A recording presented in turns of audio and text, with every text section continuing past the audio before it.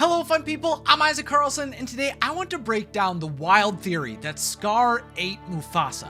Now, this idea is something I have heard in the past. Around the time that the Lion King's live action film released, I was doing a lot of research and analysis of the moments surrounding Mufasa's death when I looked at why Scar didn't kill Simba himself, and more recently when I looked at what might have happened if Mufasa would have survived his fall. Again, the events surrounding the stampede and Scar's rise were examined. And through all of that research, I stumbled upon the question, what happened to Mufasa's body? Now, I originally just assumed, I'm sure like many others, that Mufasa's flesh was allowed to just return to the earth like he had described to Simba when he taught him about the circle of life. But one idea I've heard a lot recently is that Scar might have been the one to eat his brother. After all, once he becomes king, we see him holding an animal skull and playing with it, and some have assumed that skull might have come from Mufasa. What's believed is that since hyenas don't typically eat lions, and there have been some documented cases of lions eating other lions,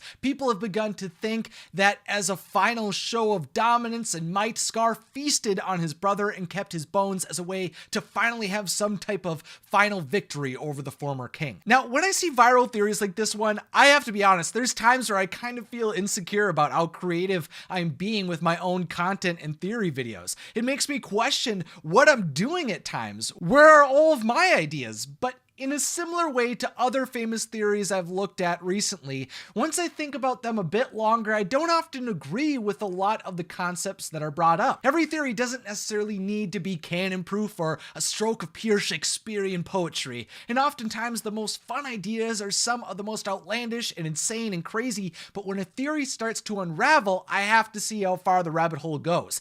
And the big debate for me, when I start to test a theory I'm questioning, starts by wondering, does the theory not make sense because of the logic that you have to track to get to the conclusion, or are there massive contradictions in the original story itself that makes the theory impossible to be true? Well, in this case, Scar eating Mufasa doesn't really hold up as well as it's sometimes pitched. The largest issue for me is the skull that Scar plays with that everyone points to as being from Mufasa isn't even from a lion. After seeing some discussions online of what type of animal could have created that skull, I went through my own research and looked pretty much through every type of main animal that was either a main character or was described as a possible meal for a main character. The antelope and wildebeest skulls were too long and their horns clearly showed they weren't Scar's skull. A hippo skull was too big and round. A meerkat skull and an African red-billed hornbill were too small, while a warthog skull was far too unique with its triangle shape and tusks. A zebra skull didn't really have the eye holes that Scar's skull had, and the hyena skull was just not long enough. Now sure, a lion skull kind of looks like what Scar holds, but the way that he holds it with a single hand, even though they are actually pretty massive, is a clear indicator that what he was holding was likely not a lion skull. All of that research eventually led me to the baboon skull. The mandrill skull kind of fit, but the baboon skull was the one that truly was the standout, since it clearly has an identical size, eye shape, length, and teeth array when compared to the one Scar plays with in Pride Rock. So that skull is not from Mufasa. Really, this moment seems to just be an allusion to Shakespeare's play Hamlet, which seemed to be an inspiration for the Lion King story. But while Hamlet famously depicts Prince Hamlet looking upon the skull of a jester who helped raise him, when Scar holds the skull, it shows us that he's a nefarious Shakespearean villain who plays with his power and doesn't respect the circle of life. Now, you can still absolutely believe that Scar held on to Mufasa's bones after consuming him, but there's no proof of that throughout The Lion King. And to be honest, doing that doesn't really even align with Scar's plans. When Scar goes to communicate with the Pride that he's taking on the role of king, he starts by pretending to mourn the death of his brother and his nephew with the lionesses because he wants to distance himself completely from the idea that he could have contributed in any way to Mufasa's death. He has to play up his sadness and distress so that the lionesses wouldn't turn against him like they did when Simba returned. Scar couldn't defeat Mufasa, much less all of the lionesses of the Pride Lands, so I don't think it makes much sense that he would feast upon his brother's body as some type of show of dominance, because he knows that he's not the most dominant lion. If Scar could have overpowered Mufasa, he absolutely would have, have challenged his brother because he would have humiliated Mufasa on his path to take the throne. But of course, that wasn't possible. Scar had to plan, betray, and lie to become king. But then the question becomes, what actually did happen to Mufasa's body?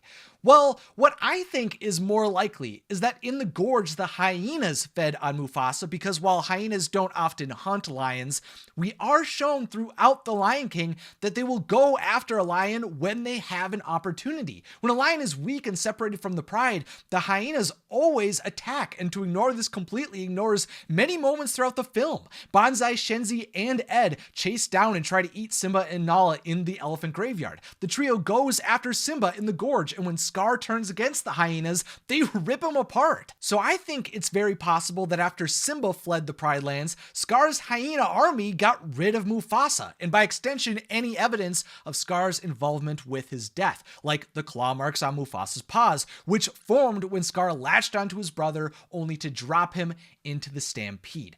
Plus, if Mufasa had actually been eaten by the hyenas, that would feed into the power of Scar's inevitable fate, that the relentless force of the hyenas that Scar called upon to take down his brother would eventually be the exact same one that took his own life. This would also add to the horror that the lionesses must have felt when they saw the hyenas allowed to roam the Pride Lands under Scar's rule. The hyenas were the ones who not only repeatedly threatened their cubs and their king, and were a group who consistently caused destruction across the Pride Lands, but they might have also been the ones who consumed Mufasa. And when all of that's considered, yeah, I can imagine that the lionesses would have been pretty disturbed by the day's events.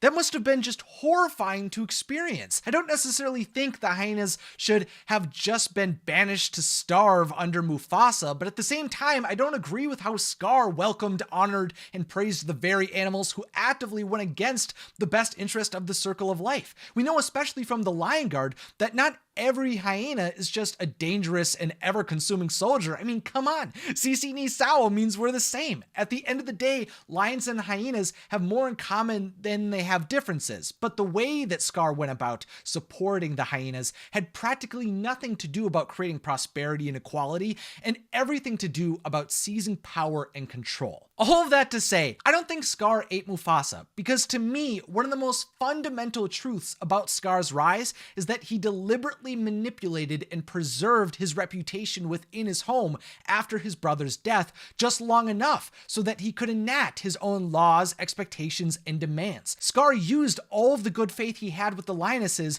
to mold the Pride Lands into his own kingdom, but by doing that, he created a wasteland. Fun people, make sure to subscribe and click the beautiful bell if you're new, and then click on another magical video in the description or on the screen. Finally, as always, thank you to my patrons and channel members. Thanks for watching, and have a magical day.